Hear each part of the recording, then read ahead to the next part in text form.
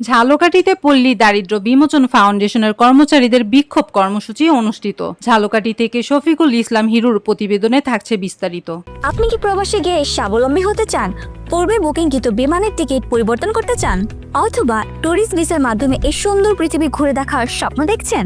আপনার স্বপ্নকে বাস্তবায়ন করতে A to Z travels and tours আছে আপনার সাথে।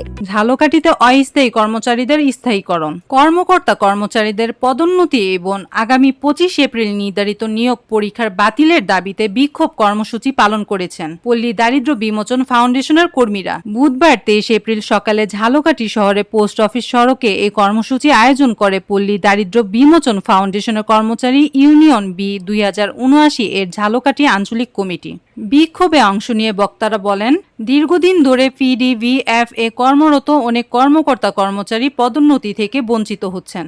এছাড়া সোলার চুক্তি ভিত্তিক ও দৈনিক ভিত্তিক কর্মচারীদের দীর্ঘদিনের অভিজ্ঞতা থাকা সত্ত্বেও তাদের চাকরিতে স্থায়ীকরণ করা হচ্ছে না। এই অবস্থায় তারা নিয়োগ পরীক্ষা বাতিলের পাশাপাশি প্রথমে স্থায়ীকরণ ও পদোন্নতির দাবি জানান। বক্তব্য রাখেন ইউনিয়নের ঝালকাঠি জেলা সভাপতি মোহাম্মদ সিদ্দিকুর রহমান, সাধারণ সম্পাদক মোর্শেদা আক্তার লিপি এবং সাংগঠনিক সম্পাদক শরীফ মোহাম্মদ রবিউল ইসলাম। তারা বলেন, আমাদের দাবি হলো দীর্ঘদিন কাজ করে যাওয়া কর্মচারীদের ন্যায্য অধিকার ফিরিয়ে দেওয়া। এই দাবিগুলো পূরণ না হওয়া পর্যন্ত আমরা আন্দোলন চালিয়ে যাব। বন্ধ করতে হবে, দুর্নীতি বন্ধ করতে হবে।